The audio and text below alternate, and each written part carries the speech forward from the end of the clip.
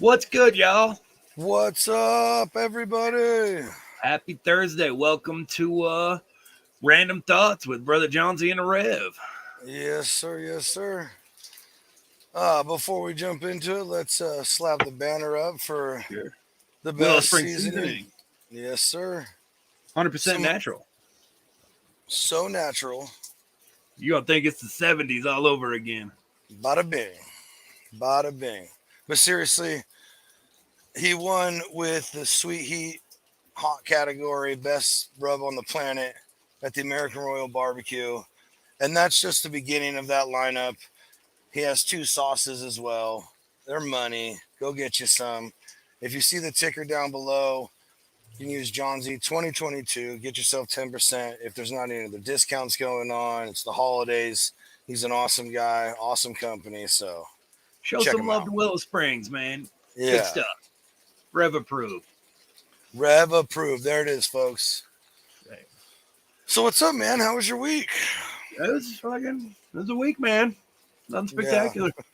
Just doing what we do. But I had a rough day Oh yeah? Tuesday, and then Wednesday I had to climb up our stack, which is it's Nope. basically a huge exhaust pipe, Yeah, I know. Yeah, nope. which is it's like 80, 90, 100 feet to the platform or whatever. Oh yeah. Yeah. Like no. No. And the day before, I spent like 8 hours in a 40 cal arc flash suit, which is like, you look like Ghostbusters. It's Yeah. just, yeah, it was a The rough Stay one. Puft Marshmallow Man shit. Just sweating fucking every inch of clothes. Yeah, but I don't know. I was a wild man, and it's like people like trip out, like, how can you climb that high, or how can you do electricity? It's so crazy. I've Like, been cause worse for this. literally, what's up, Roses Barbecue? What's up? How you doing, Good. buddy? So, excuse me. So, like electricity, folks, if you don't know, if it goes bad, it explodes, and it's the most violent death explosion possible.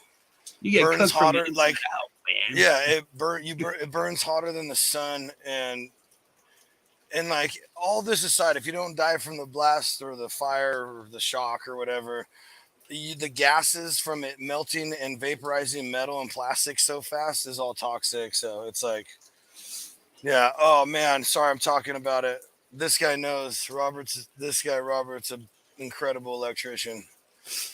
But yeah, it's just miserable spending time in those suits. But hey, Yeah, I'd terrible. rather I'll wear the suit. I'll wear Yeah. the suit. The other option ain't too great, man. Yeah. And there's I work at a big power plant, and it's a big international company. So there's safety, safety, safety, safety, safety, safety, safety. This cuts this in half. This does this. But How anyway, much do you love OSHA, bro? well, that's a different matter. Yeah. Yeah. Cal OSHA is. No, I love Cal OSHA. I love OSHA. You're awesome. It's all good. Absolutely. Best thing ever. I mean, I get some of it. It's like, why do we have idiot laws? Because people are retarded. People are fucking People are stupid. stupid. Absolutely stupid. With that being said, the Rev's gonna get on his favorite soapbox about this. Okay. So we grew up without seatbelts. we grew up with rumble seats. You know what rumble seats are? Yeah, I do. You remember the station wagon? That wood panel monstrosity? Yeah. The third row want one. seating. Me I too, want dude. one I was to looking it up the restore other it day. and pimp it all out. Yeah. Dude, I saw a friggin' vintage Plymouth from the 70s, all wood paneling in chrome, $6,000 out the door, dude. Oh, all day. Like, all day. I'll take it. like I If know I the had wife's $6 gonna grand, divorce me if I buy another car. That's just something ridiculous. I got 2 motorcycles, a Jeep. I got half of an airplane, and then her car. So if I buy this, I might be sleeping in it. But anyway, so rumble seats are these rear-facing seats in the back of a station wagon. No seatbelts. Got the big old V8. Yeah, oh yeah. The reason they don't have them anymore, folks, is because like 90% of the people who rode in the back would get car sick. Yeah. Okay. You know what? We didn't have warning labels on shit. We didn't have safety precautions. We had a 900-pound oak panel TV sitting on a fucking snack tray. And you know what? The kid who ate too many fucking marbles didn't grow up to have kids of his own. Yeah, it's like I shared a meme on Facebook. Like we didn't grow up the same. Our parents kicked us out of the house until the street lights were on, and the weakest ones ended up on Unsolved Mysteries. on the side of a milk carton, bro. On that wall at Walmart. I mean, that's terrible. It's terrible, but I mean, we live differently, man. We all grew up outside. Even those of us who played video games and were nerds, we still played outside and got in trouble and got dirty. But here's the thing. That made us who we are. That built us with that instinct. When some guy rolled up in a panel van with a pencil-thin mustache with a comb over, we're like, I'm not getting in that van. I don't care if you have candy. I don't care what kind of puppies and kids you fucking candy have. I'm not getting in there. Well, how much money? No, that ain't enough. Like, for real, man. Like, we're not the same. You know? Yeah. If someone offered me an Xbox or something crazy, hey, kid, you come ride with me, I'd have been immediately like, no. I'll put it to you this way. These generations now grow up with White Claws and safe spaces. I grew up with malt liquor and mosh pits. It's not the same. Yeah. Yes. Not. We're not the same. It's not the same. I think that's what we need to do. We need to get rid of exactly. How many played with dirt clods and sticks? We were happy. Absolutely, bro. Threw them at people like grenades and snowballs. Hey. Oh yeah. Hit them like baseball. Come on. Oh yeah. And here's the thing. I think we need to get rid of like warning labels. Okay. I don't mean like the ones on prescription medicine and shit like that. I mean the actual ones harmful chemicals that people need to know about, you know. Bro. Like the ones that on the wife's curling iron says for external use only. Well, you know, there's some freaky people out there, man. I know, I get it, dude. I understand. All right, here's a little story time about this. So one time, you know, the Rev has some Second Amendment items. We do that. We live up in the mountains, you know. And we go over to buy a box of 22 long rifles, ammunition, from the Walmart. And on the side of the box, it says, caution, may cause serious injury or death. The dude rang him up. I paid him. I looked at that warning label and says, that's kind of why we fucking buy them, isn't it? He probably lost his mind. He probably thought you were a terrorist. Some fucking like 19-year-old millennial with purple pink hair. Yeah. Oh, dude. Because I go there. That's the easiest place. Well, it used to be until I moved back to Turlock. But Walmart used to be the easiest place to get hunting license, fishing license, tags, whatever. Absolutely. And dude, sometimes trying to explain to these guys, like, hey, do you have like this fishing lure or something that looks like this? So like, it's just like, okay, maybe that doesn't sound simple, but I'm talking like simpler questions, like punch the keys in, duck, stamp, federal, duck, stamp. Take your little hole punch and punch it here, here, and here.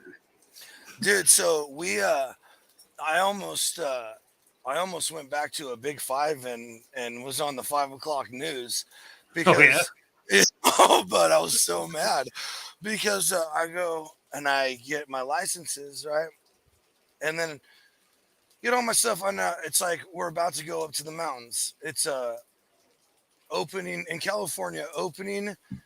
So bear season opens congruently with deer season for whatever season. So if it's archery deer, it's archery bear in that zone, right? It's much different here than it is in a lot of places. So sure, bear with me, folks. But so I was like, I'm gonna get my bear tag now. I'll just get it now, and that way, if I see one up there, chances are slim, but but you never know. Don't waste the chance, And she says, "Oh, there's no more bear tags. They're sold out." And I'm like, okay.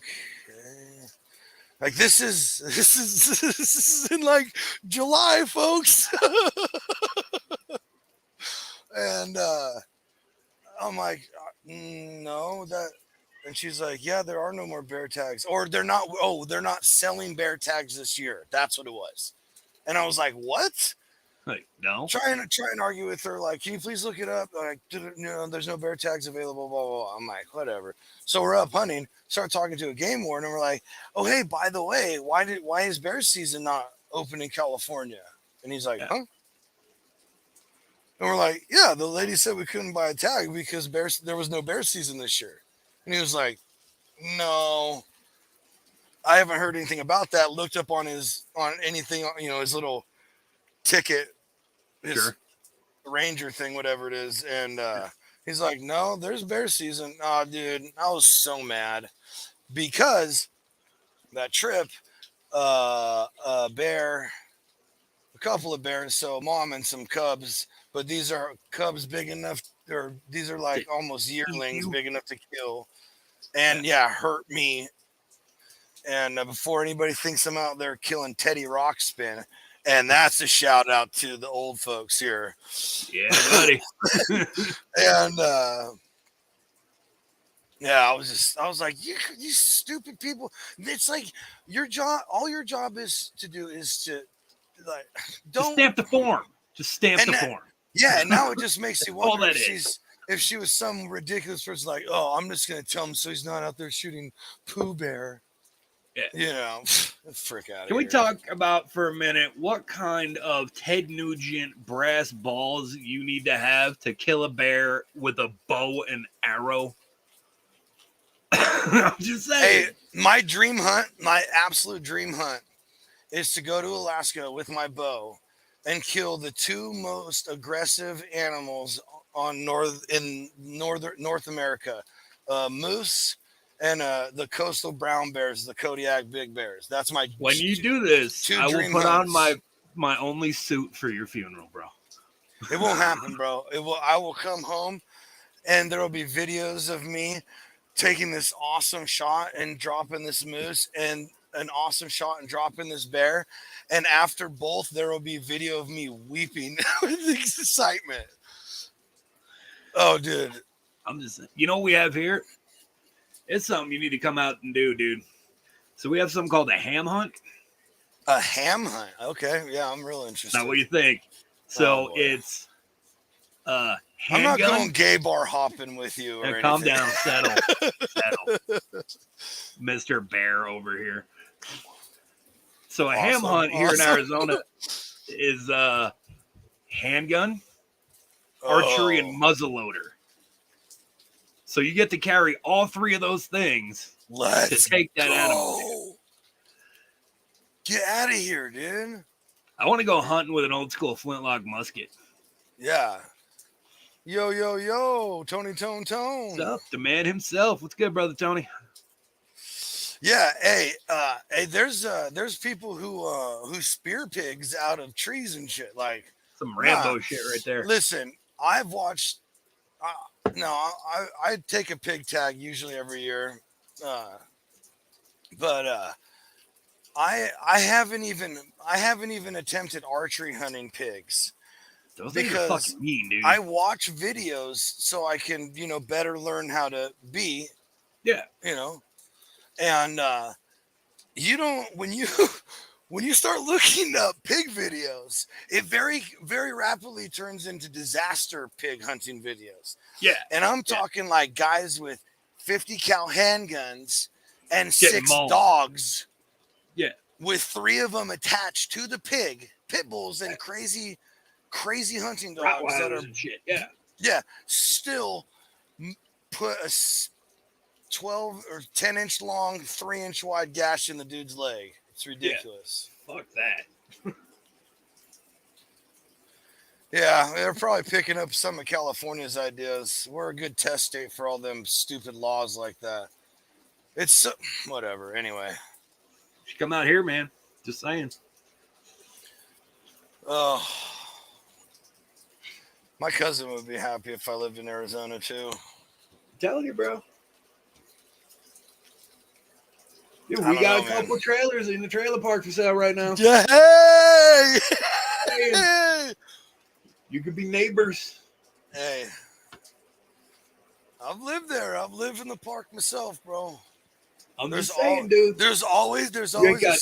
if you're not there, there's always a small desire to be back. There always is, dude. It is. It's the majesty of the park, dude. Oh, here it is. Yeah, exactly. So Tony gets it. Southern California ideas, but I do agree with this next hashtag you came up with. Maybe we should start a GoFundMe or something. But hashtag free John Z. Let's get him out of here.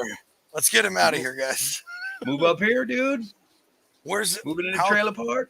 Is there a power plant close? Oh yeah.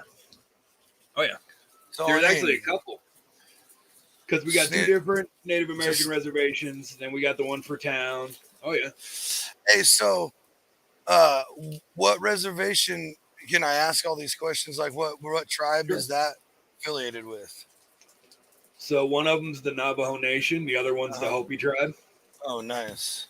Yeah. So now here's like a thing. Is this like Bloods and Crips and we only deal with like the Mexican mafia does business with the white folk, but the white folk only, Like, is it like that with different tribes? Because my wife's Cherokee, so will we even be welcome on that? They don't care. No, I know. I didn't mean to be disrespectful to anybody. You're out good, there. dude. Don't worry about it. No, I know. My wife would be laughing, talking crap back to me, but I have to we're on a public stream. We got to make sure this is a PC age now. This is a PC age. Sad. Yeah, I grew up with so many jokes I can tell, but I'll get. I know, me too. I grew up with cuss words, punk rock. Fuck your political correctness.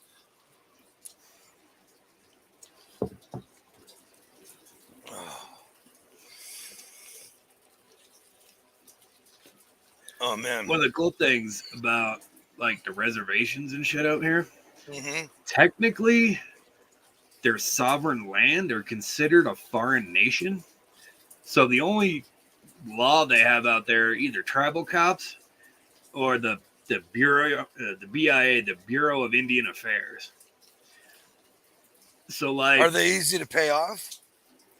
They're never around. You never see them until something like disastrous happens. Yeah, something big happens. Yeah, dude, the way the laws are set up, like if you're on one of the reservations and you cap a dude, you can cross the street into the other fucking reservation, and nobody will bother you. Yeah, and it's up to them if they want to let them deal with you or whatever, right? Yeah, and they don't. Yeah, they're like, yeah, like, all right. Not that we're condoning murder or anything, but hey, I do the appeal that no huge governmental oversight, and I'm not I'm a little more adult to believe in anarchism, but minimal rules just to be left to myself. Look, I'm not out here to steal your stuff or kill you or snatch your kids or nothing. I'm just trying to be left alone to do some cool stuff on my own. And if you want to come watch and be a part of it, you're welcome. And you know what? That's pretty much what we have out here, dude. Yeah. Like, you can go into the gun shop, fill out your 4470, show them your ID, and walk out the same day. We have the person-to-person laws, man, where it's like, John, you're a good dude. I have reasonable belief that you're not a felon, and we can sell those kind of items back and forth, and it's legal. We also have something called the constitutional carry law, where you don't need a permit to concealed carry. That's it. Is it constitutional carry? Yeah, exactly. Yeah, exactly. So in my heart of hearts, I believe that is everybody's license to conceal carry. It says the right to keep and bear. If I can't, keep you can argue that means to own, whatever. But it says to bear. It doesn't say bear in your home. It doesn't say bear in your automobile or horse and carriage or whatever. Bear. So there's my stance on that. I can't get deep into this, dude. I'll piss people off. Oh yeah, that's why I'm not saying nothing right now. I know.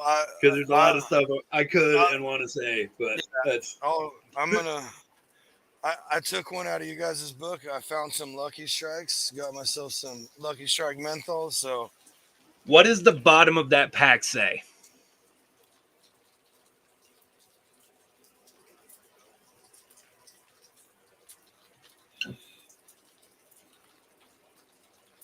Are you talking about like the warning? No. So on the bottom of Lucky Strikes, it says LSMFT. Oh yeah. It also has it right here. LSMFT. You know what that means? Lucky Strike means fine tobacco. Or loose stomach means full toilet. Or if you've been to the penitentiary, let's shank a motherfucker tonight. Riot! And hey, just so we can keep it original. No filters, bro. That's how you do it. No filters. I'm telling you, Jonesy, for Christmas or your birthday or something, I'm getting you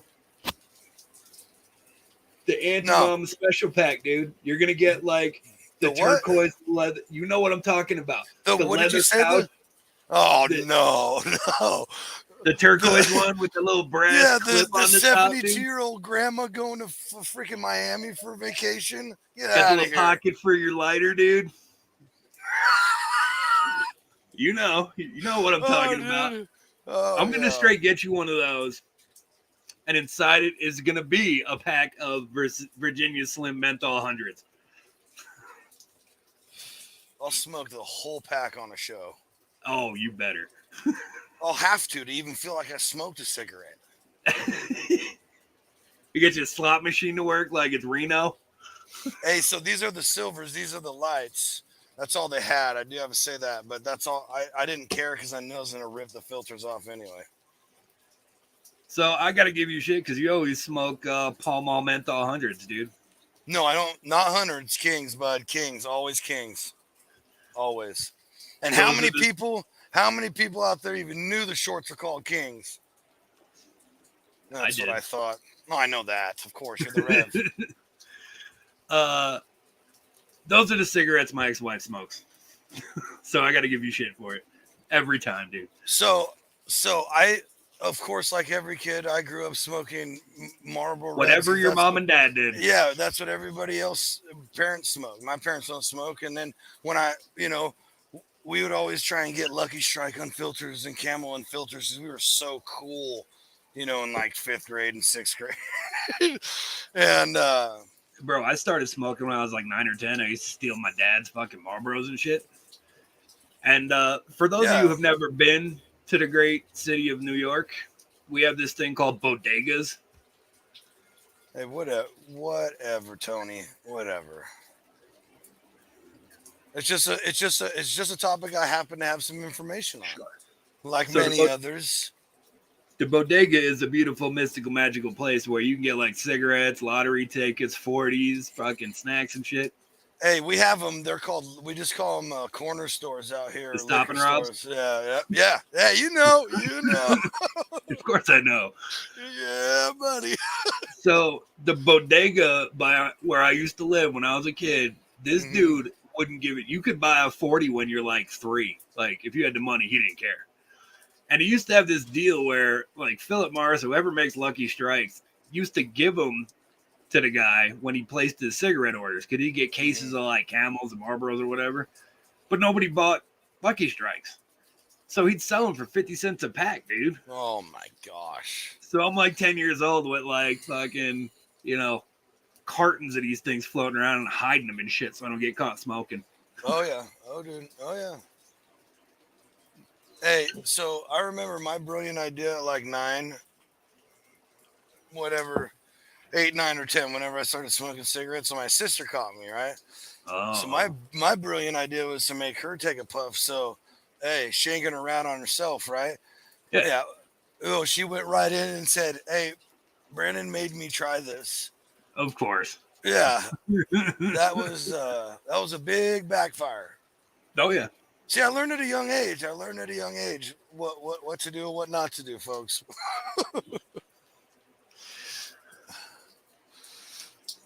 The ladies, they'll turn you in every time. I love you, honey. Hey, you give it up to the old ladies, man. Who else are we gonna build bridges, wage war, pay cover for? You All know, right, yeah. Pay cover.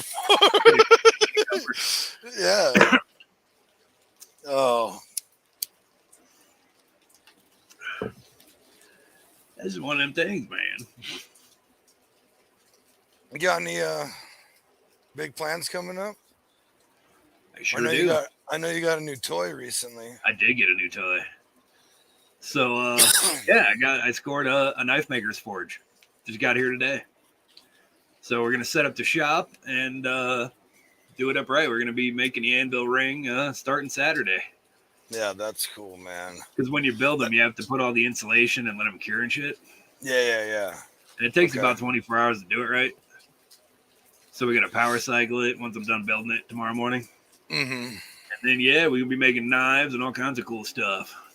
See, that's something that's on the bucket list. Like, it's never been something like, oh, I want to be a knife maker and sell knives to people. I don't, like, my hobbies like that, like the welding of this barbecue thing I'm making. That's all like because I want to, and it's interesting and fun, and it's a life experience, Yeah. And that's been on the list for a long time. Like years ago, I did it. I built my own coal fire forge, and we made like railroad spike knives and a couple other things. But then we had to move, and I moved into an apartment, so yeah, there went the coal. Went the coal fire forge. So for the past couple of years, whether it's been like in a storage or the back of my truck or whatever, I've had like leaf springs and truck springs and fucking like a milk crate full of like railroad spikes and like scrap metal and shit. That's currently sitting in my storage shed out back. And I'm finally like, some of the best metal to make knives with right there. Absolutely. And I'm like, you know what? Fuck it. I'm going to do it. $88 on Amazon, Yeah. That's legit, man. Yeah. See, I think when you were telling me that when you found that, I was like, dude, that's like the perfect way to get into it. Like, it's not expensive. Do it up. You learn the process, But then I immediately was like, no, it's not big enough. Because I was like, then I can't make my own like barbecue meat hooks, like the long steak turners and stuff. Yeah, exactly. You can. And you know what? This is one of my rules about life, not just about this. It's not the equipment. It's not the money you throw at whatever you're doing. It's about the ingenuity you have to make it happen. Amen, dude. Hey, with this whole live fire thing, I've been asking you and reaching out to other friends about. I have wire fed, welded a handful of times in my life. Never used an arc welder. There's definitely a learning curve. Maybe not for welders or other people, but for me, there's a learning curve, and I'm a pretty hands-on, smart dude. Practice, dude. That's all exactly. My weld's already getting better, but like, it's just like I'm walking out into my backyard and just taking metal pieces that I've collected over the years, or that my pops had laying around, or whatever, And I'm like, oh, that's perfect for this. Oh, that's perfect. I got it all set up because I got this grate that's adjustable on a rod with a T-bar bolt. Yeah. My dad found it in the trash somewhere, and he was like, yeah, you're into this stuff, And I'm like, oh, I've wanted one of these. I already have ideas for this exact thing. And dude, I'm one of those habitual collectors of everything. Like, I don't know what I'm going to use it for, but I will. It's so funny because I used to trip like, Dad, dude, why are you saving that? And now you know. And like, no, yeah, like I tease him all the time, like he's a half hoarder, and he's definitely we all us collectors, we all are a half hoarder. Oh, absolutely. He doesn't have newspapers from the time he was 10 stacked Yeah, up, but maggots or whatever. But wood, metal, I'll bet you he has every nut and bolt tools, he's ever come across. mostly. If it's reusable, Yeah, if you yes. could use it again. Yeah. This is something the wife doesn't Yes. understand. So, like, No. coffee cans. Anytime we empty a coffee can, I stash it under one of the cabinets, save it for later. She's like, why the fuck do we have 12 coffee cans? And I'm like, when you look in, like, the back in the shed where everything's organized, I'm like, well, that one's got nuts, that one's got bolts, that one's got screws, that one's got finishing nails. Yeah. Yeah. And, like, anytime, like, I have to fix something, I'm like, hey, guess what? I have to spend $14 at friggin' Home Depot for a box of screws. Dude, like my dad's always looking for, like, he hits me up one day, right? He's like, hey, I got the trailer. He's all, there's this guy, he's like, if you haul it away, you can have it. And it's these old railroad pallets, like old ones that, like, it's an actual 2x4 and an actual Nice. 1x4, and Dude, it's you like could build a tiny home out of that. it's legit, like oak, like good oak. It's not like crap pine or whatever. Dude, and so we get there and he's like, oh, this is way better than I thought. And I'm just like, why are we getting this? But dude, every year this guy builds a float to pull behind a trailer. Yeah. On a trailer. He builds a float on the trailer to pull behind a truck and incorporates the back of my buddy's flatbed truck, and does a big Christmas parade nativity float. And it's like, that's why. Because he, number one, has the stuff because he gets it, and number two, he's that ingenuity type. Like, he sees it and just like, oh, that's how it goes. Dude, have you been to the lumber yard lately? Have you seen how expensive that shit is? So check this out. Yes. Like, I remember all the memes of, like, a guy with, like, a sheet of plywood, Sounding like it's cracked. Two 2x6s, handful of 2x4s, and like a thing of nails. And he's like willing to trade for a bass boat. No low ballers. I know what I have. And that's when that was like 2 years ago wood prices. Yeah.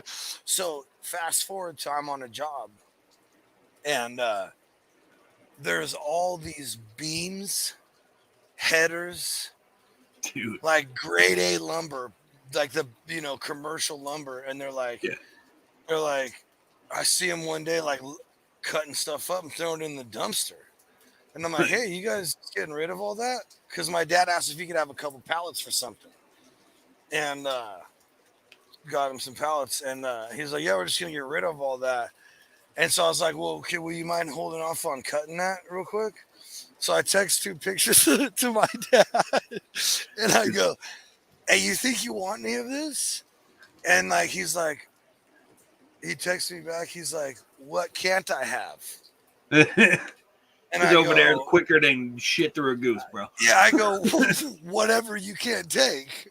Yeah, whatever doesn't fit in the truck. Yeah. Well, we took it all, bro. We took it all. Dude, I'm not kidding. I got like, I probably shouldn't talk about this live, but I got like, I don't know, $20,000-$30,000 worth of lumber for him for free. Nice. Yeah. So when he saw the pictures, he was like, "Oh, cool! I'm gonna build a little like back shed area to move some stuff out of the garage and make the garage more shoppy." Sure. Then when he came and saw the pile and realized what he could have, he's like, I'm just going to build another garage. Yeah. It's like that. What's up, doobie? What's up, dudes? I'm going to tell you this. With inflation and like, all right, I'm going to tell you why all of us are suckers. Okay? Oh, especially, man. So like we have supply chain issues and, inflation, diesel shortage and this and that. Yeah. Okay. Do you remember when they came out and said there was a chicken wing shortage?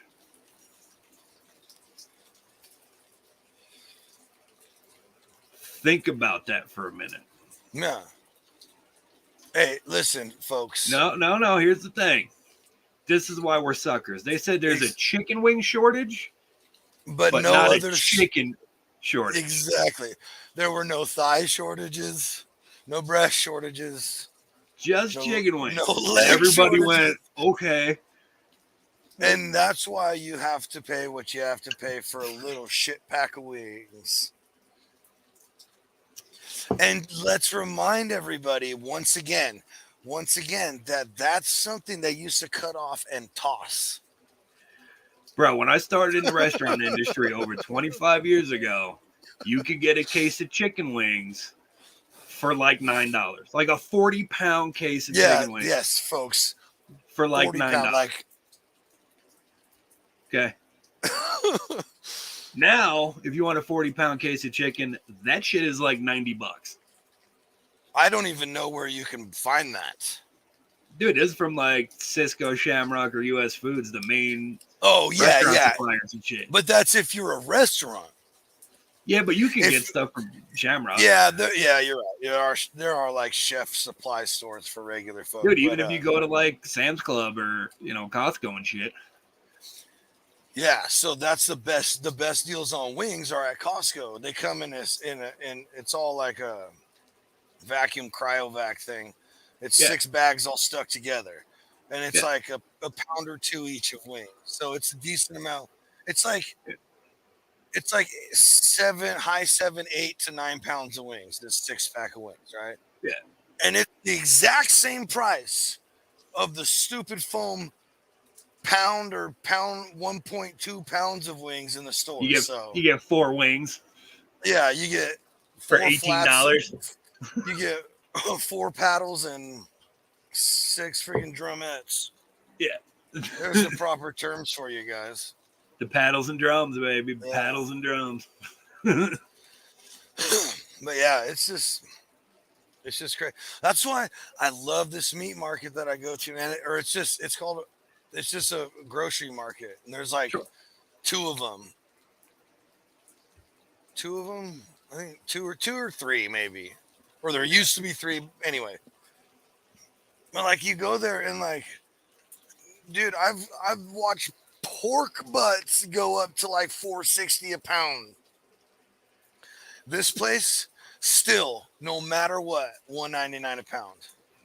Bro, I was looking for a brisket. I wanted to do a brisket this weekend.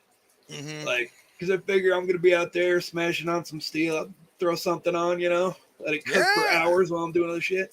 Yeah. Out of all the grocery stores in town, I found one that was $198. Hey, was it like flat and Yeah. Dude, I've seen some. I'm like, and it says Packer brisket. I'm like, no, that's a flat. Yeah. I'm like, exactly, there's no way there's no point. There is no point out the point. Point it out. It was all flat for $200, dude. Granted, it's probably one of the biggest flats I've ever seen. But don't tell me that's a full brisket, dude. It's exactly. Yeah, and I'm not paying that. I'm not paying $200 for a fucking flat, dude. Dude, yeah. So I bought a brisket, and like I was like, and then like I was gonna go buy another brisket, right? And I looked at the price, and they had just like skyrocketed, and I'm like, nope, never mind. Insane. So then I drive up to this town just a little bit north of here, Jamestown, and there's this little butchery meat shop called, or it's a meat shop. They have a local slaughterhouse they work with, right, with local beef and blah blah. Dude, shout out to Rawhide Meats, because I show up there, they got like grass-fed American Wagyu, red Wagyu, and all kinds of cool stuff. Nice. You can get ground elk, you can get lamb, you can get venison. It's a really, really cool shop. And they had a grass-fed 19 and a half pound brisket for like $92. Nice. And where I was just looking at some 16-pound choice for like $170. And I'm like, what the? Ridiculous. I didn't buy. Go ahead. See, I do have a secret weapon. So, one of the stores here, there's this crotchety old butcher who hates literally everyone. So, he's actually he immigrated from Mexico like 30 years ago. And his dad was a butcher in Mexico. And his granddad was a butcher in Mexico. And his dad. So he's kind of keeping the family tradition going. But nobody wants the interesting parts. Nobody's like asking him for like livers and hearts and stuff. Like, I'm the first guy to be like, hey, what do you got? I've been doing it for years. So if I go up to him and say, yo, I want a brisket, he'll be like, give me a week and a half and I'll get it to you at cost, bro. He's the guy that I'm like, I will hit him up and be like, yo, I want to do a full pig. And he'll be like, $90, dude. I'll dress it for you. I did it for my buddy. Yeah. Like, he literally will be like, yeah, I'll let it thaw in the cooler for you. I'll trim all the fur off and shit. And it'll be good to go. Just let me know when you want it. Yeah, my buddy wanted a little pig to do for Thanksgiving on his Traeger one year. Nice. So I called my buddy where we do Montanza. Said, can you give me like a little 90, 80 pounder? Yeah. He got me a little 100 pounder. So we just cut the hams off so it fit in the Traeger. And dude. Yeah. Badass little cook. Which I never. That dude is awesome. Because he will straight hook me up. I just got to give him like a week or two in advance notice. And he'll stash the good stuff. Because I've been like his customer for 20 years. See, I need to there's a meat shop the next town south. It's actually the town where my mom teaches at the high school. And it's all local grass-fed local grown beef. Not that I trip off grain finish as long as it's from, I like local because they don't mass produce. Everybody knows about it. If you don't, I'm sorry. I prefer stuff that's not on a piece of styrofoam on top of a piece of toilet paper that's been shrink wrapped.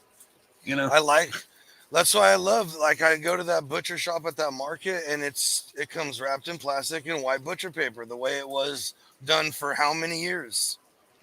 Exactly, dude. Exactly. That's how my dad used to walk home meat. That's the same thing like the fish markets and shit. We don't have those out here. I live in the mountains. Yeah, I wish we had markets like that, man. Surrounded by a desert. It sucks. Yeah. When I was you wouldn't want to shop at that fish market. Fuck no. Fuck no. They say fresh. I'm like, you mean IQF? Individually quick frozen, bro? Yeah, right. That's why some of the guys at like the major chain stores, they utterly hate me. Because I've been doing this shit for so long. I'm like, so when was that caught? They're like, what? I'm like, when did you get it? When was it IQF? They're like, what's that? I'm like, don't bullshit me, dude. But like when I was a kid, because I grew up on Long Island, we have a deep water port right there. Here's a fun fact. So you know what West Point is? The school? Yeah. Yeah. So the West Point is school. Yeah. Yeah, it's the Army College pretty much out on Long Island. So when you go there, there's this huge chunk of steel set into the ground, like bigger than your truck. Then attached to that is a huge fucking chain link. Right? Oh, okay. Yeah. And the thing is bigger than a car. What they did during the Revolutionary War, because originally West Point was a fort. A fort, yep. Yeah. So they took this chain that they built that is longer than a train and chained it from West Point and strung it across New York Harbor. So if you go exactly to the other side of that port, there's another big ass chunk of steel and another big ass chain link. I never knew that. That's wild. Yeah. Is the chain still there or no? Just the link on top? Just the two links. Yeah, okay. Yeah. The other cool thing. Was that to stop boats from coming in? Yeah, because it's a deep Yeah. water port, so Yeah, the British Navy couldn't moor and dock and shit. That's why they were offshore. Yep. The other, and this is terrifying, you can take like tours of this shit when you go there, but underneath there's this tiny ass little door cut into the side of the wall underneath the fort, the original fort, right? And you can go in it for a couple of yards, but originally it was a tunnel they dug from that fort underneath New York Harbor that came out the other side. So they could run messages to the other forts, dude. No way. That's crazy. You would never catch me in the middle of that mother effer. Shit, no. Under that deep ass water. Look, that's why the only armed forces I ever considered joining was the Navy, not because I'd be on a boat, because I wanted to go to be out to be a SEAL because I was a swimmer. Not that I would have made it or blah blah blah, but that's just like, you know. Buds and everybody no joke, bro. Huh? Buds ain't no joke, bro. No, I know. But there's a guy I work with, a guy who was in the Navy, right? He's always talking about, he was on a sonar. He was a sonar guy, something. The sonar technician on the submarine? No, not on a sub. On like on a battleship. A smaller one where they did sonar shit. Oh, like a frigate or a destroyer, right on. Or something, yeah. And, where's Willow Spring Seasoning when we need him, dude? I know, right? Willow, you need to be on here, buddy. Come on, you let me down, man. Right. And for those of you who don't know, the owner-operator of Willow Spring Seasoning is a proud Navy vet. Yes. Yep. And he would know way better than us. See, dude, I could never join the Navy. Here's my thing. Like, if you're getting shot at, where are you going to go? Well, see, this is my thing. That's what I started thinking about is like, well, what if I don't make it? And I already signed a contract. Yeah, you're on a boat, dude. I'm on a boat somewhere and now look, I grew up, I was born in Southern California. I surfed and I like boogie boarding. That is not the same. I still have psychological, processes I have to go through when I'm sitting out waiting for a wave because I'm in their house. And it's like I always said I could never fly an airplane that'll go over the ocean. And the first time I ever rode on a plane, it takes off out of LAX and makes a bank right over the ocean. Because if the plane crashes over the freaking ocean, you're going to eat my shark. I'm going to be the one lucky asshole who survives the plane crash and just has to wait till the sharks come and eat his ass alive because of all the blood in the water. Yeah, because you have chum floating around you. Yeah. Although you want to hear the funny... And chances are some part of me is chum as well. Yeah, yeah. To me, you want to hear the funniest way to die? Okay, since we're talking about boats in the ocean. So in the vast expanses of the ocean, right, there's a tiny little cruise ship, right? And on that tiny little cruise ship is an even tinier swimming pool. Drown in that fucking pool. Oh, I know, right? Yes. yes, dude. Dude. Just saying. Yeah, like if you're the guy who got too drunk and heaven forbid drowned on the swimming pool in the middle of the hot tub or in your bathtub. Didn't fall overboard. No. In the bathtub in the hot tub. Your room. Yeah, feet sticking up in the air and shit. In the middle of the Pacific Ocean. Just floating around. Oh, dude. Oh, man. If you do that, I'm wearing a clown costume to your fucking funeral, all right? Because that's just funny. Speaking of which, have I told you the prerequisites for my funeral? No. I got some that I float around all the time that are like probably way more appropriate for Burley's podcast, Rage and Pillage. Are you talking about funeral strippers, bro? No, but that's awesome. That's awesome. I always say Because I always say I want to be cremated, but you got to save a spoonful of my ashes and put me in the chili so everybody can take a Wreck piece of me that ass home. again. Hey, Mom, I I got to get a video of my mom's face one time saying that, dude. It doesn't matter how many times I say it. it just ain't right. So over the years, I thought about all the shit that I wanted at my funeral. Because I thought about like maybe clowns, because it would be ridiculous. Yeah, but I don't do clowns, so I'm Or out. like bagpipes, or like maybe some New Zealander, some Maori doing the haka and shit, you know? Yeah, with the didgeridoo getting down. But the topper for me is, do you know what a shill is? A shill? Yeah. Like, I know, like, when you... No, I'm just going to say no. So a shill back in the day was, if someone died and they didn't have a lot of family, you could pay people to sit at the funeral a and professional cry. mourner. A professional mourner. Yeah. Yeah. So there's these like guys, and they're Dude, like, that's like still practicing in like Polynesia cultures and stuff. yeah. So I've seen it. They have like, you can hire these people, dude, for your funeral. And the ones that I've seen, they're like this huge black dude and like his grandma and shit, and a couple of the big auntie mamas. And they have a menu, dude. Yeah. Like crying, wailing, screaming, throwing themselves on the ground and shit. And I'm like, I will pay before I die for the deluxe package. Yes, dude. That is now on my list. Right? You gotta have the herd of shills, like 100%, losing their minds at your funeral. Oh, dude, like that, and like an Elvis impersonator or something awesome. Something ridiculous. A midget riding a unicycle around his coffin or some shit. Like, yeah. I want people to look around and go, "What the fuck just happened?" Yeah, I want them leaving not like, "Oh man, we're gonna miss him." Just like, like, did you? Do I need to call a lawyer? Yeah, like, did you just see that shit? Yeah. Did that just fucking happen? And that was supposed to be Johnson's funeral, right? His celebration of life, right? Okay. The reaction I want people to have.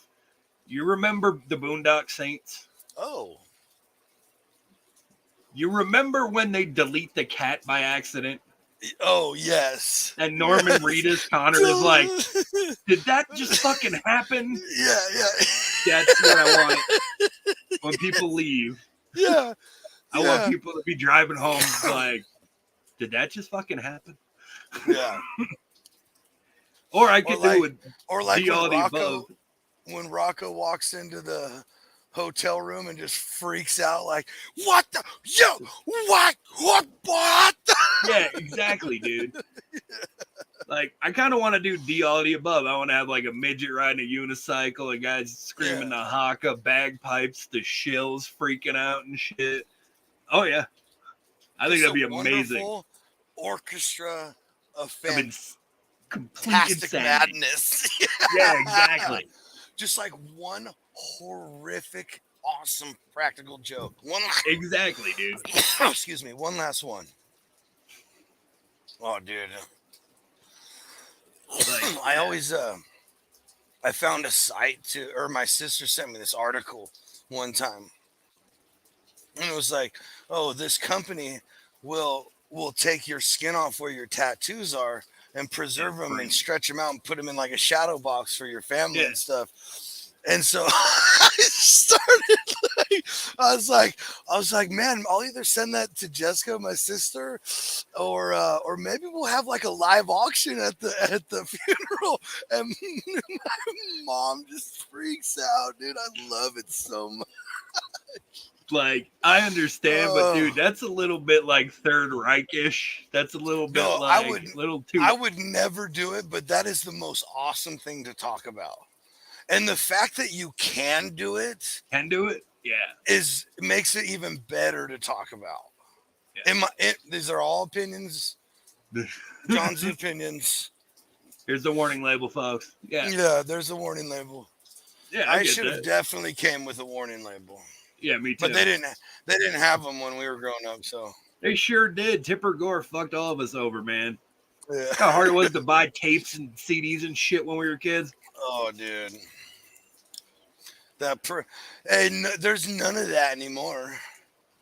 Dude, I'll tell you, one of the first albums that I ever bought on my own, one of my cousins had to buy it for me. It was Appetite for Destruction by Guns N' Roses.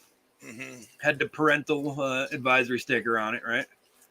So here, we have this place called Heritage Square, and it's basically like the center of like Old Town, you know? And they have this huge like screen they put up, and they used to play Guitar Hero and shit during the summer. Sick, yeah. Yeah, they used to have like, you know, a competition. And one of the songs is off of that friggin' album. Yeah. Exactly. I'm like, see, I was really lucky because like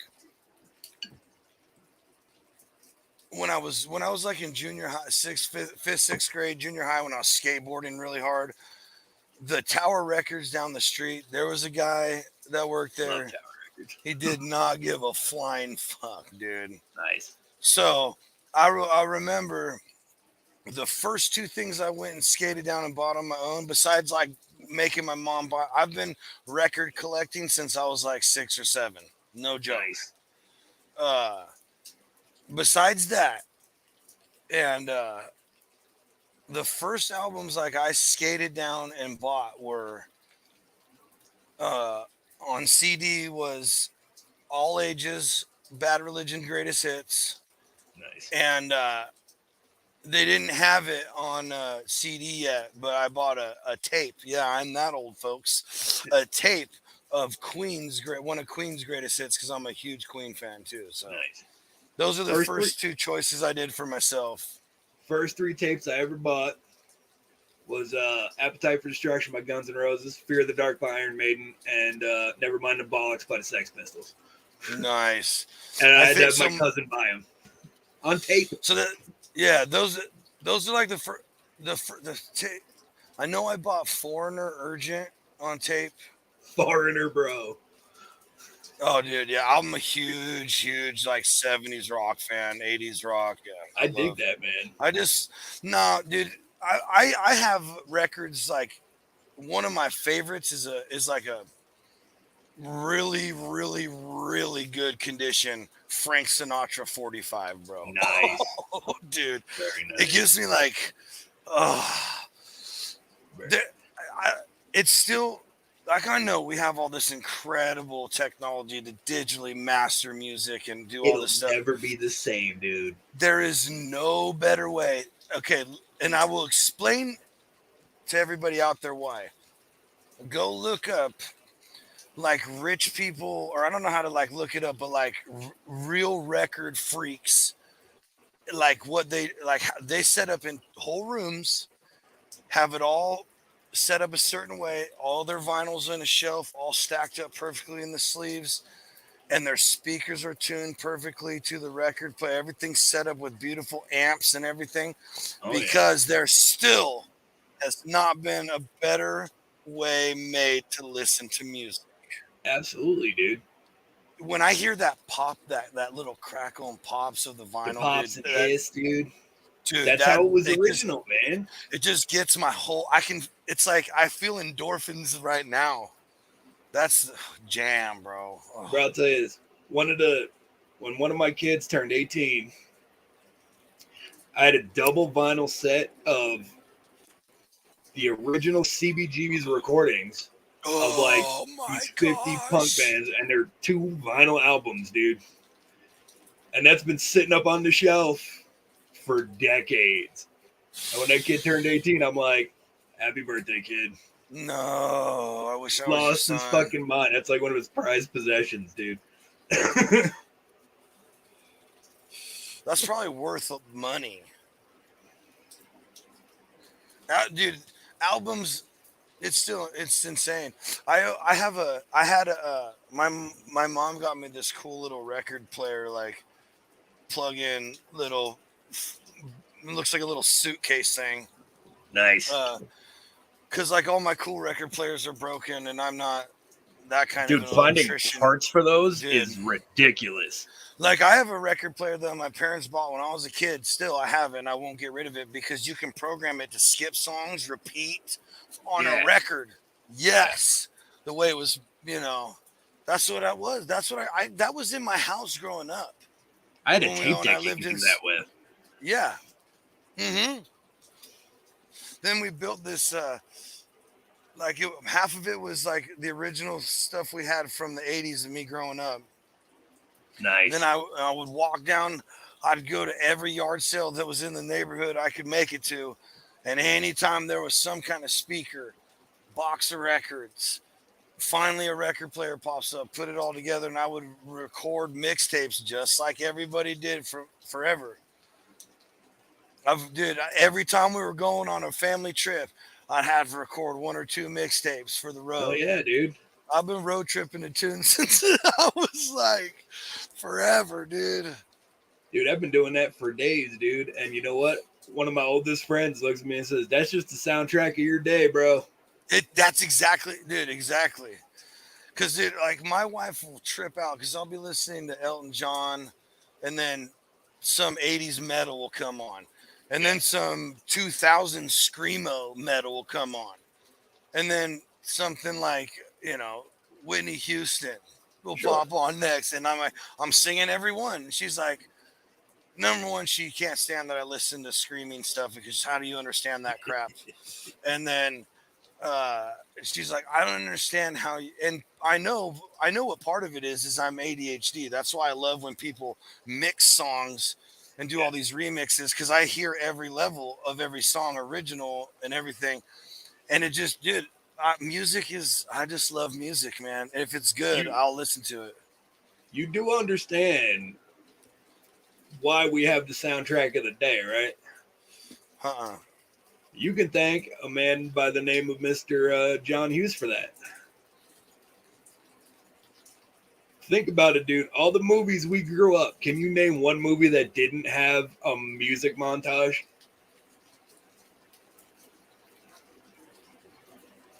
You can't do it, huh? No.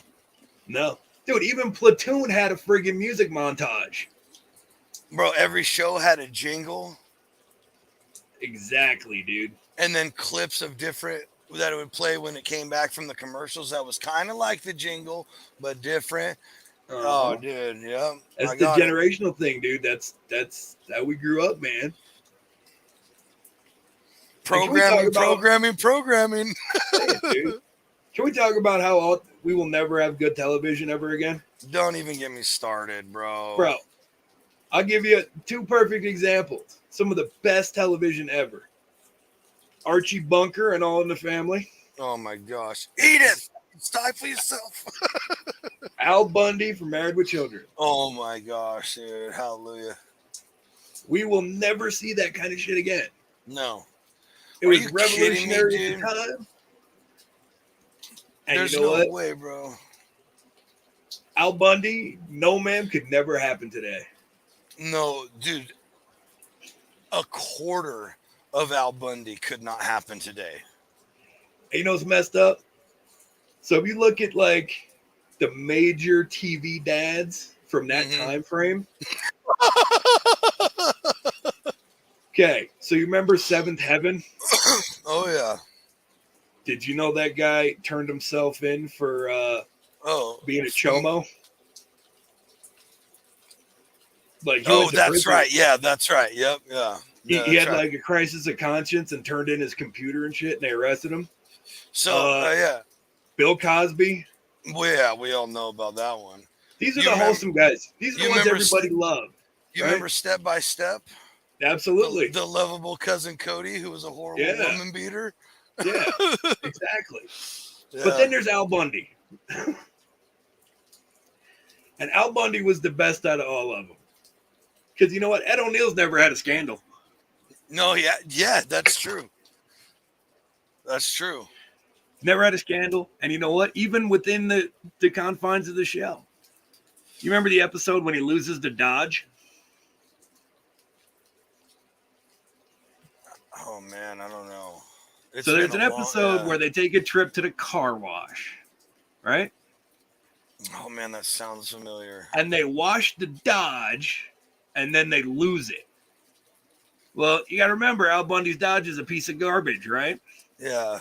So they spend the whole episode in the car wash because he's freaking out that they lost his car, the Yeah. mighty Dodge. Yeah.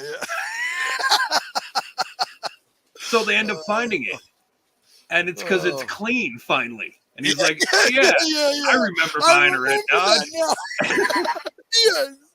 But here's the thing. Out of as much crap as they always give each other, right? The Bundys always stand up for one another. They always take care of each other, right?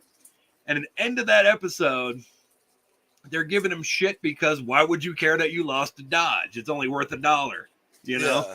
Yeah. But at the very end of the episode, he opens the trunk and he has a framed picture of his family in there. Yeah, exactly. And Al Bundy is the ultimate family man. Bro, he had a 2-story family home in the suburbs of Chicago on a shoe salesman's salary. Yeah. In the wife, 90s. 2 kids in the 90s. Hey, here's to you, Al. Love Al Bundy. You know the thing about him and Peg, why she was always like wanting sex, right? You ever hear the story behind that? How Katie Seagal used to play it? Because he'd always turn her down, and she was always just wanting to have sex with Al. Yeah. She never cheated on him. No. So the theory was, because sex in the Bundy's household was really short, really quick, and it only took like a minute, right? The idea was that Al was so good in the sack that she couldn't get enough of it. Dude, hey, we need to start a whole series, bro, on the Revs show conspiracy theories, bro. He already dropped the King of the Hill. I could do a part 2 to King of the Hill because I was watching it the other day. Oh boy. Here we go, folks. And there's a bunch more stuff, dude. Oh my gosh, this is incredible. Well, I don't know if we have time for that tonight. That'll be a whole nother like hour and a half, bro. Yeah, that's what I'm saying. Dude, that needs to, dude, because that at first I'm like, okay, I can see it, but that's a bit of a stretch. And then literally every hole in that damn, as you continue to explain, just went bloop, bloop. Yeah. Bloop. It's like, and why, of course, here's the thing is, of course, why wouldn't Hollywood do stuff like that? They already have the idea. Why let's roll something off that. It's super easy to transition, you know. The other one, because the King of the Hill theory is that it's the cartoon sequel to Goodfellas.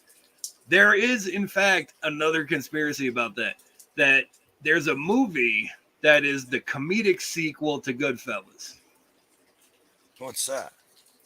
It's called My Blue Heaven with Steve Martin and Rick Moranis and Joan Cusack and what's her name?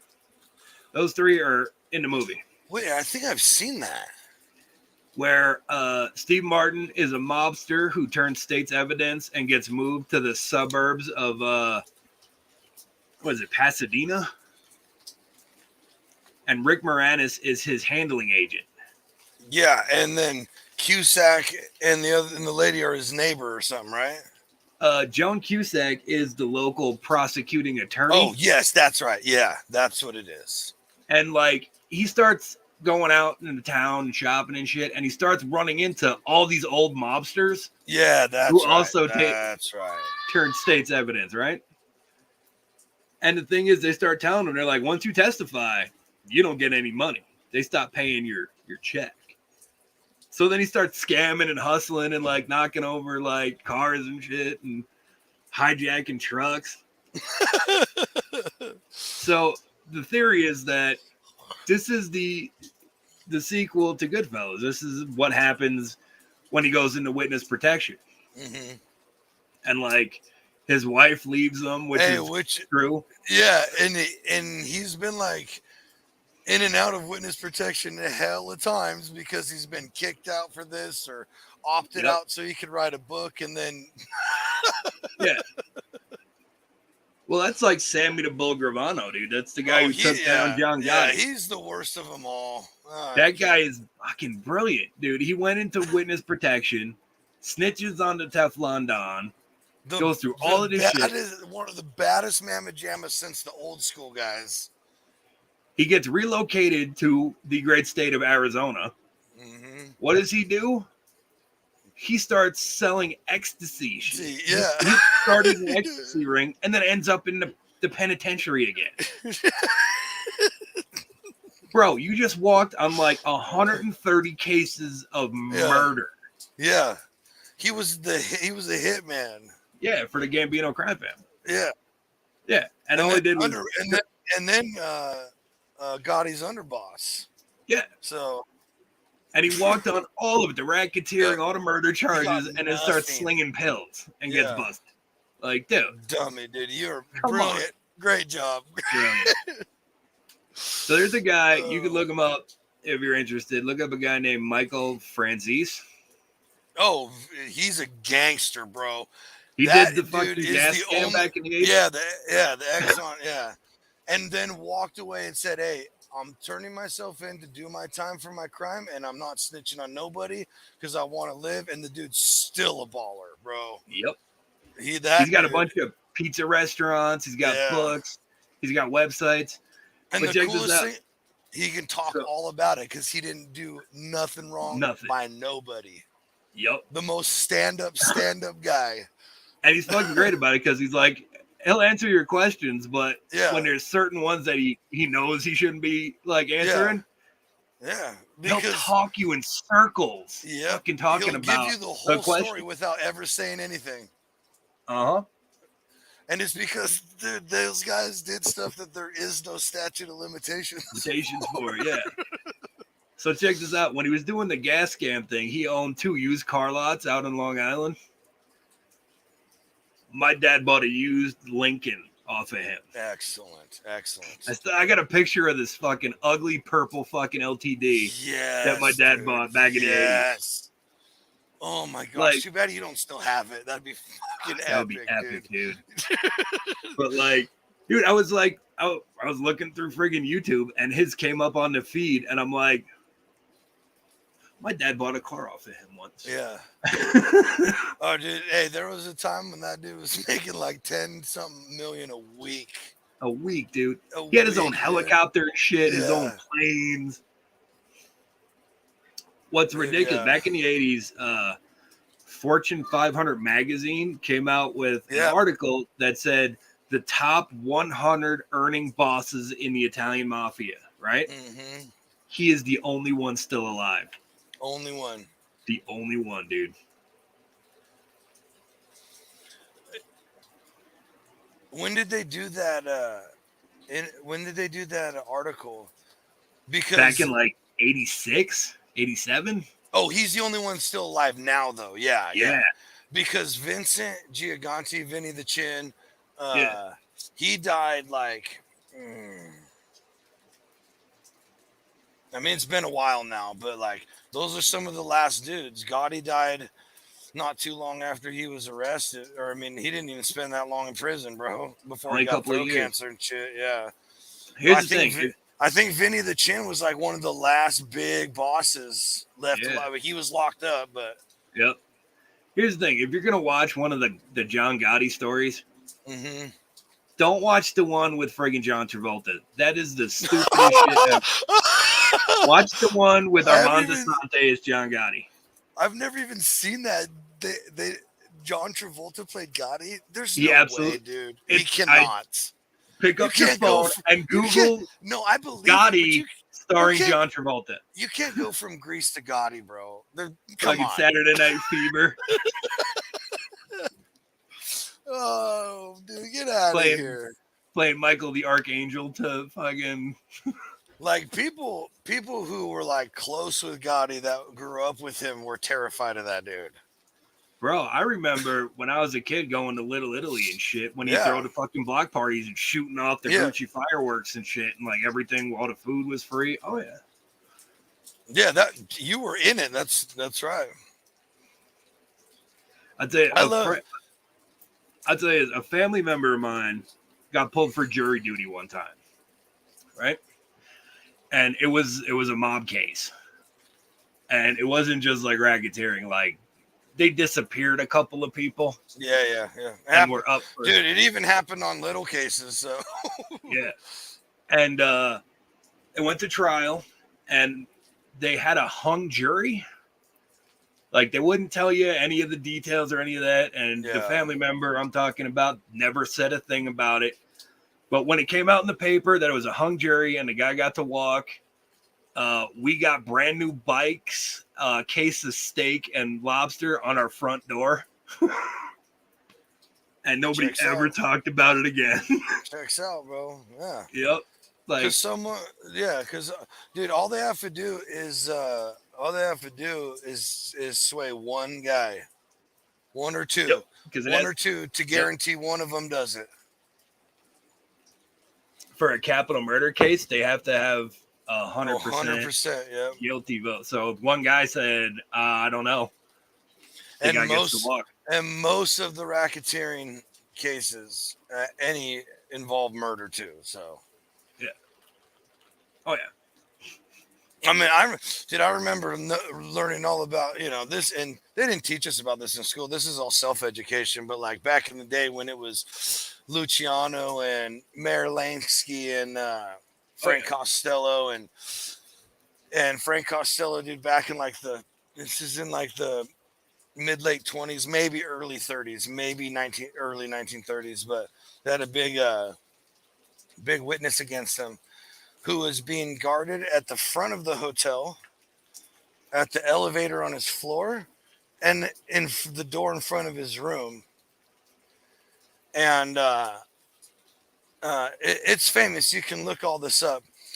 He launched himself, or was launched from his whatever story window, and Frank Costello came back to, the guys, Mayor Lansky, Luciano, Bonanno, etc., and said, well, it cost us $150,000 in the 30s.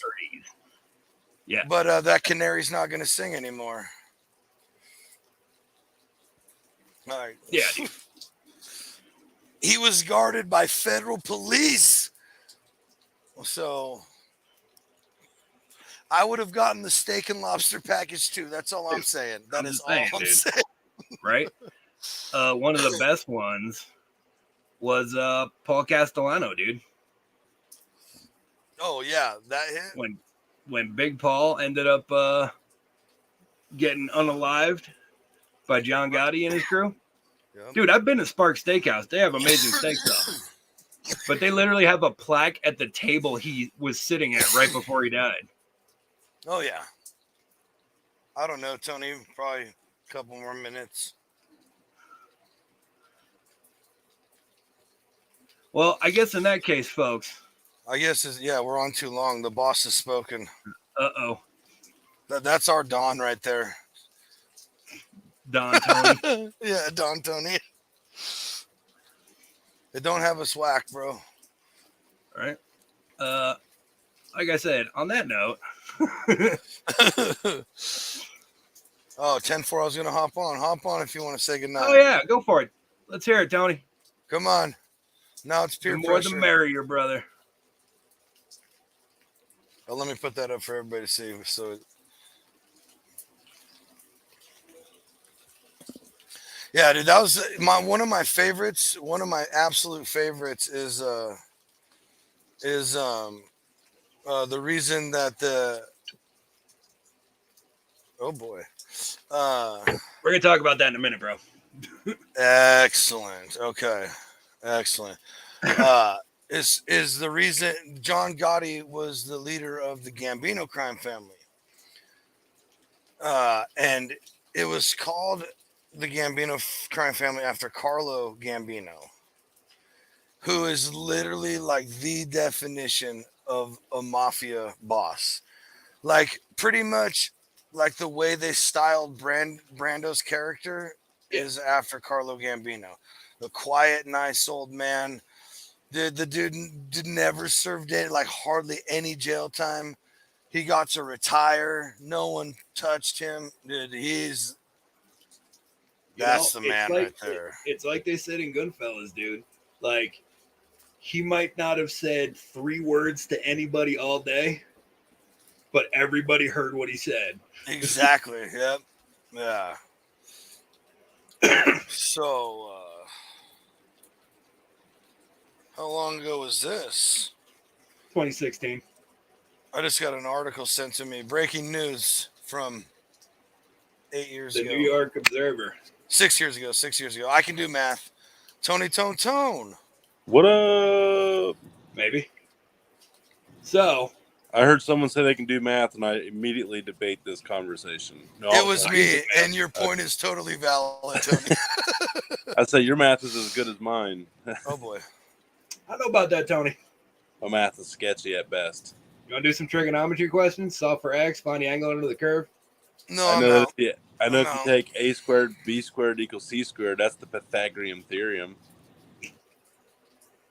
Yeah, The what? whatever with Pythagorean, whatever.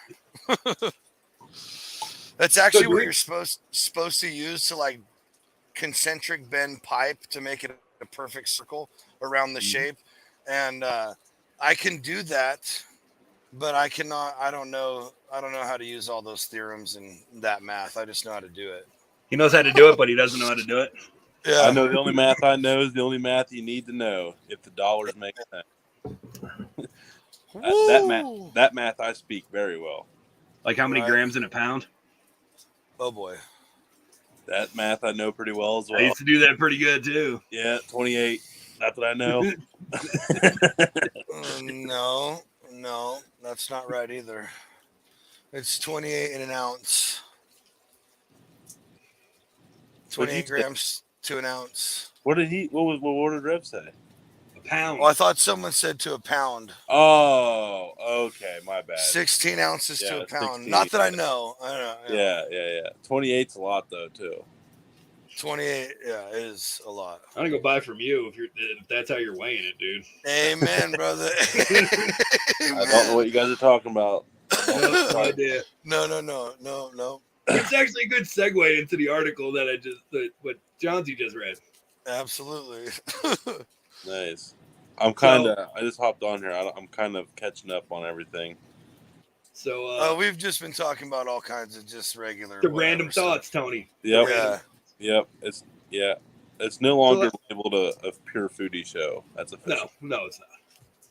We touched on food. We talked about meats. Yeah, So we it counts. did. Got it. Can't have a Dude Network show without talking about meat. We were talking about briskets and butchery and stuff. Yeah. So last Thanksgiving episode, I told you about an interesting individual in my family who got arrested for bludgeoning someone with a turkey at 90 miles an hour. Get arrested for that. Oh, but yeah, you cannot throw butterballs. 25 to life. Almost killed a lady. Watch the episode. Clip The other coming side, soon, hey. folks. That's must-watch TV for just hopping on. That is a fact.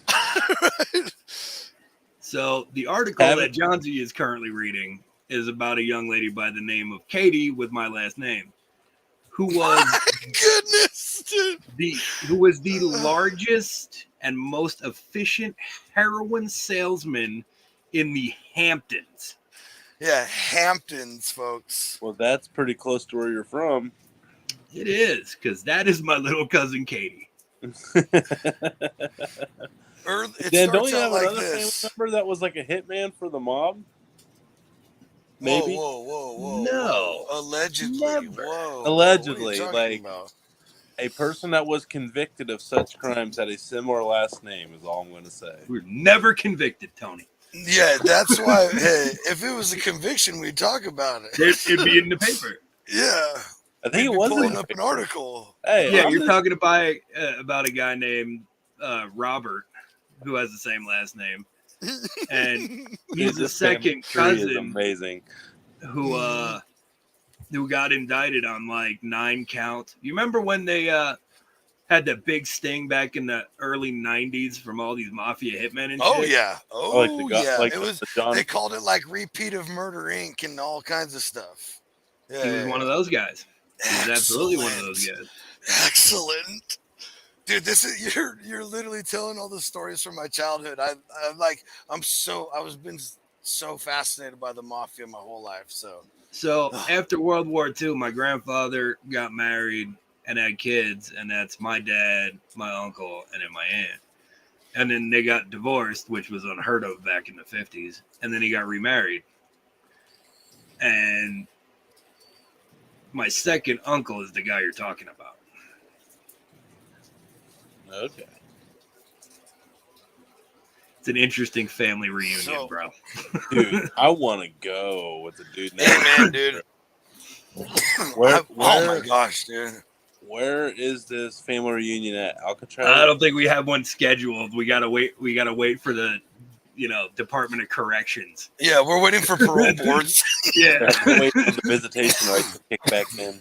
exactly. They don't let us have family time. There's too many people who show Hey, up. my dad has an uncle who like played piano for the Osmonds. You know, the Donnie Marie and the family. Yeah, the Mormon family. Yeah, that's like the coolest thing we have, dude. You're like living my dream life over there. The Osmonds have officially made the Dude Network debut. Oh man, I'm not sure if that's a good thing or a bad thing. I don't know how I Wow, feel. I'm sorry. Okay. No, I mean I get it. You had to talk Hey, about it, but they I'm used just to- processing no, what happened. Okay. They used to have a killer show when I was Sure. a kid in the 90s, and they had awesome live artists. So You know what? I'm not gonna lie, bro. I've always wanted to go to Branson, Missouri, just to see it. There you go. Y'all do know what that is, right? No. So Well, I Branson, know like Missouri, Branson, Missouri, a lot of the silver hats and red hats, silver hairs, blue hairs, whatever you want to call them. it's they like got the the Red Hat Society. It's where they go Yeah. out for like the Christmas variety shows. There's like Christmas no. variety shows. The like old ladies. The old Pig Red Head, Hat yeah. Society. it's where David Oh, from I Willow's love- going to be yes, at. let's It- go. It's where David's going to be at next year from Willow with his wife. It's like Shut the the Mormon front door. She's a version red of hat? Vegas, No, but he's on his way. I mean, let's just admit it's going to happen. dude. It's No. Branson is like the Mormon version of like Vegas. It's like the Osmonds and fucking all of this, like a little bit too pure, happy, joyous Christian-y shit. But it's Yeah, all lit well- up like Vegas, and it's all glitzy and sparkly and shit. The reason I Oh, know about man, this is okay. my wife's grandma and grandpa would go on the bus tours out after he Is retired. she a there. Red Hat? They would go out there. They don't have. I mean, that's just what kind of crowd you'd see out there. But they're square dancers. So for square Okay, dancers, okay. that was heaven. That don't Like get- that dude who does like the flat top box fucking to like hot stepper kind of shit. Hey, so It's actually, you know what? It's actually because when I was dating Alyssa, like that was like part of it. Like you had we square dance in his family. Like Can so we all recognize that it's a miracle Tony married that woman? it can, yeah. Hey, can Like we all? that is some like shotgun Can we- pass at the can 1 we yard say line, that? Hail Mary, holy shit, Can we- it happened. we can probably say that about every member of the Dude Network. Yeah, let's face it, And we all they're- married up, dude. Oh, Yeah. But yeah, to answer your question, I'm just thankful her eyes are terrible and she has thick glasses. As long as the No, hypnosis you're- holds, you're good, you're just like not- the rest of us. yeah. What's You're not a that? bad-looking gentleman. All right, Hey, all right. Copycat. as long as the hypnosis holds like the rest of us, you're good. Yeah, exactly.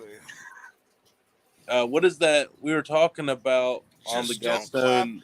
If you're The- ever around my wife, just don't clap 3 times. Yeah. Exactly. Don't say the secret word. Yeah. Yeah. Oh man. Yeah, I don't know how I pulled that one off, to be honest. But yeah, but the show but she's like, like you ever want to know how much I loved you? Like I learned how to square dance to be with you. Like, Yeah. Like like I win. That's effing commitment right there. Yeah, man. And I'm it's, gonna you hey, know what? It's actually It's fun. It's It's not fun. terrible. Like if we're Yeah. sitting there being like honest, like lasso of truth time. Whenever there's like the intricate dances and you like pull it off and you're like at the end, Oh like, yeah. partner, you're like, You're a king, yeah, baby. You're a king. nailed it. Absolutely. And like, yeah, and there was like some cool songs that they would have some cool, because every song's a remix, because it's like half Yeah. song, half call, you Yeah. know. So yeah, it was yeah. So Osmonds, Mormon, Las Vegas, square dancing. What else can I do to help ruin your guys' show? Well, you actually inspired another idea. So here's the thing, Yes. and this is about more conspiracy theory shit Yes. on TV and movies. So yes. if you watch the episode of Rage and Pillage when Alyssa was the special guest with Tony, they talk about what movie, Tony? Beauty and the Beast. Beauty and the Beast. What people don't yeah. notice is when the Beast is walking through the castle and shit, there's that one room with all the broken furniture and shit, right? You realize he killed his friends, right? No, Yeah. I don't know. No, I he don't killed know. his friends. I've only Because watched all it, his but- friends servant in the house got turned into furniture. is an inanimate object. All that broken furniture are his dead friends. Because there's still furniture everywhere else that doesn't come to life. Hey, Disney is fucked up, gentlemen. Disney's way darker than anybody cares to admit, dude. Well, I think everybody knows, but they're like, "Oh, keep giving us bangers. We'll turn a blind eye." The If fact you can- that you can't watch If you can hypnotize my naughty kids for 6 hours a day, do what you got. Send all the innuendos you want. I love Mickey. Mickey's the best creep ever. bro, the fact that you can't watch Uncle Remus because it's racist and offensive, but the crows Oh, in in Dumbo are called Jim Crow. Crow. Yeah. Oh yeah. Hey, This is the and most dude network explain- show ever.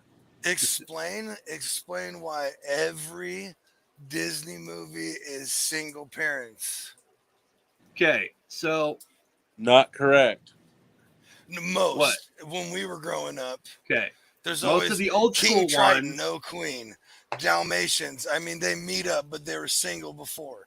But It's they were, always- Bambi. Bambi. had a mom Okay. and dad. They were separate, but that's just how the deer works. So I think it was an understanding. But But then his Bambi's dad mom dies. Yeah, Bambi's mom dies. There's always some kind of what about horrific Cinderella? family Mom died. separation. What Yeah. about Sleeping Beauty? Mom died. Mom? Yeah. They're starting to change that though, because just like the last several, like Well, Luca, yeah, they got to make room. No, I Well, almost Luca crossed the line married- right there. Good save, Ooh. Jonesy. happily married. Ooh. But do you know why, Hurry. when Walt Disney was alive, Yeah, give me all the jump. moms died? Yeah, exactly. Why? Little Mermaid. Yeah. So, drop in, Kimmy. Love So you, here's babe. the thing. Walt Love Disney you. grew up poor. Okay. So when he became rich and he became famous, he bought his parents a house. And then his dad died. So it was just his mom. And he moved her into an even bigger house. Well, there was a problem with the heating in the house, and it leached methane gas, and she died in her sleep. And he always felt guilty that he killed his mom because he's the one who bought the house. And he worked it into a bunch of his movies. But let's also be fair. He didn't write a bunch of those movies. Those are old stories. Little Mermaid, Aladdin, all that stuff are old stories. But he adapted them for his He company. adapted them with for his view on the American family. Can you name all original Seven Dwarfs? Sleepy, grumpy, happy. Wrong. The original Grimm's Fairy Tales, Oh, yeah. Sorry, they did you're not right, yeah. have names. Have names. Yep. And the story is different. But Mhm. Oh, you're Walt talking- Disney I thought you were talking about like adapted. commercialized. No, I said I the thought original yeah, version. Yeah, you're right. And I apologize. And all of those grim horror, like the Cinderella and the sister tries on the shoe and it shoots off across the room and it breaks, all emotionally. But I have the other slipper. That's not how it happened. They cut off the ends of their feet. They're all like horror stories. Every Yeah, single one of It's them. all gruesome, dude. Yeah, Absolutely. It's like Hansel and Gretel. They roast the witch alive in her oven. Yep, to get away. Which, And also, no one Walt argues. Disney was On that one, turnabout's fair play because they were lunch. Let's be. Yeah. Yeah, I mean, She technically, was trying to Dahmer them. yeah, Yeah. it was a total I mean, Karma self-defense, had that one. self-defense mechanism. Totally different. Yeah. well. You want to talk about Walt Disney? You realize that he was one of the biggest snitches for the Racist. government. Oh. Yeah. Well, that too.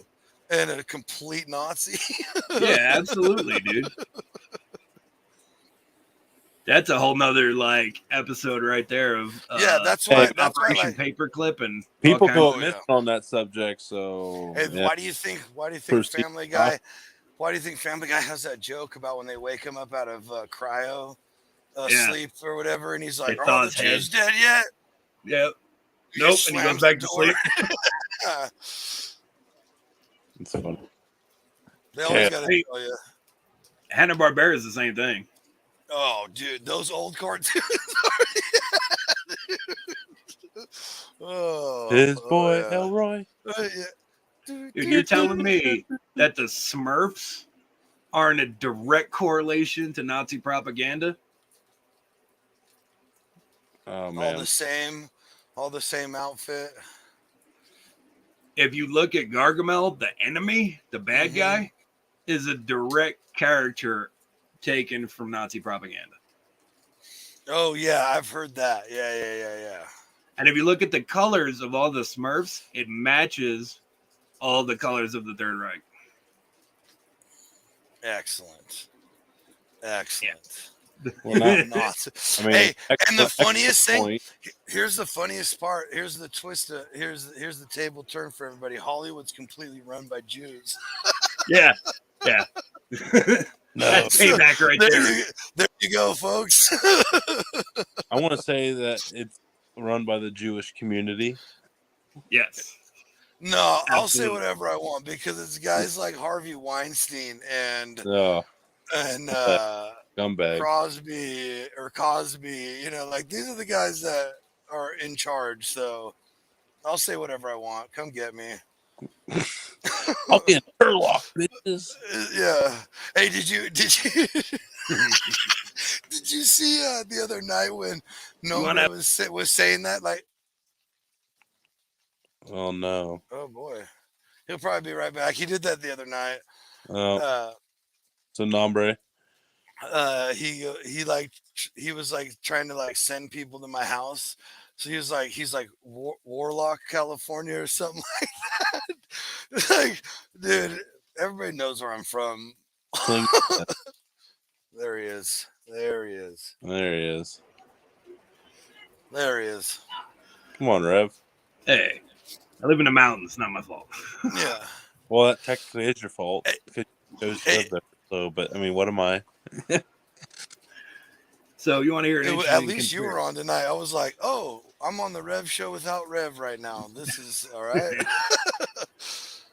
Oh, So, boy. If Here you he know what is. Bohemian Grove, California is, Oh, Bohemian Grove. I think that'll be the topic for next week, man. Oh man. What Okay. about Slab City? I've been to Slab City a couple times. No way. Absolutely. Oh, dude, that Salton we are Sea? definitely yeah. Oh, yeah. Tony's You know totally about lost Slab right now. City? Lost. Well, I guess you're gonna have to wait till next week's show to. Yeah. I tell you what, you guys like reel me in. Look at you guys, season Got bet. it. dude, Slab City is a trip. It's epic, dude. Yeah. Does it slap? No, not I slab. wouldn't say that. Slab. Oh, Slab City. SLAB City. In the Salton Sea, dude. Yeah. Out in the California? middle of nowhere. Yeah. Yep. Yeah. Is that where they grow all the dope? Nope. No, that's Humboldt County. Yeah, Yeah. that's Humboldt Lake in Mendocino. Yeah. At least the growable dope. All the other dope's made all around here. Yeah. Well, boys, I think you guys had a pretty solid show. I didn't mean to extend it longer than what you wanted to, but thanks for letting me hop on and No bombard worries, it. brother. Absolutely. We will And, see you. Make my head Tomorrow. spin with all the randomness. I appreciate that. You're welcome. Absolutely. That's kind of what we do. Hey, it's getting more random, especially with what we're gonna be talking about Wait till next week. Yeah. Here we go. Oh boy. Salton Sea, man. Slab City, Yeah. the best date milkshakes you'll ever have in your life. Hey, and it's like the land of the free. That's all I'm gonna say. Yeah. I don't know about the home of the brave. There definitely Oh, some you got to brave be people pretty out fucking there. brave to go there, dude. Yeah, absolutely, but it is definitely the land of the free. Yeah. There we go. So everybody have a great week. Don't Hold forget on a to second. tune in. So Oh, sorry. tomorrow night show. Apparently, Oh, we yes. have. Don't forget Friday night kickoff. Dude Network. We have word on the street is Chad Green from Artillery Works Company. Oh, the Johnsy's Iron Lung Company. Yes. Yeah. Or artificial lung. Sorry, Grubs. Yes. Yeah, pretty excited about it. Something like I don't know much about. So you know me, like I'm going to ask a bunch of very I need to know myself questions, which are normally really good interviews for the guests, for the people watching, because that's normally when we get more X's and O's. Yeah, I can't wait to see what you pull out of him. I'm excited to see what other stuff he does. Yeah, I'm excited as well, and been trying to get some other Diversity. Well, we're just gonna. I mean, we're not abandoning barbecue. It's just gonna be No. like it's designed to be one part of the Dude Network. We're gonna diversify. We're Yeah. gonna have all kinds of doodly shit. I know, like how many, like Johns, you've been around for a while. Like, how many college basketball coaches did I interview there for a while? Like, Oh, a few, like a handful. like 12. I think I had like 12. Oh, guys. was it that many? Man, It I was guess a it lot. was. Yeah, it was. There was also like a D2 football coach. Yep. Yep. So I'm like, man, start getting these small schools. That's the thing. Like everyone goes for the big markets, but I'm sitting here thinking, well, there is like hundreds of D2 and NAIA schools and D3 schools that all have a very big alumnus base. And if you got their coaches on, they figured out like, man, like our coach is on this show, like random, like yeah, I don't know. Yeah, You got to get them before they're hot, dude. Yep. Well, that's what it is too. I mean, that's why we're blessed to have the friends we have on the show, and there's some. I'm just glad we had them on when we did, because like some of these guys are just absolute monsters now. We have like acts and girls, you know what I mean. Guys was absolutely dudes and dudettes. Unisexual term. Yeah. We're always unisex here on the Dude Network. Yeah, we're pro. We're definitely love our dudettes. We love our dudettes. Amen. Amen. Boy, do we love our dudettes. But yeah, just keep tapping it. The goal of the show is just to keep tapping into different markets every show. You know? But yeah, we have access. That was the point, though. We have access to some really cool guests that we probably wouldn't be able to get if we didn't know them before now, and that's pretty badass. Yeah. Absolutely. Sorry, I got loosey goosey there. Hey, this is the Dude Network, man. This is what we do here. Yep. Random rants and thoughts. For sure on this show. It's been all over the board. That's kind of the point. Absolutely. By design. All right, fellers. Well, you have yourself a blessed evening. And I'll talk to you. Yes, sir. We will see you tomorrow, Brother Tony. Yeah. Johnsy, send us out of here. You're the host. Yes, sir. Everybody, thanks for tuning in. Don't forget next week, tune in. Who knows where this one's going? Don't forget about Friday tomorrow. Everybody, have a good Thursday. Later, y'all.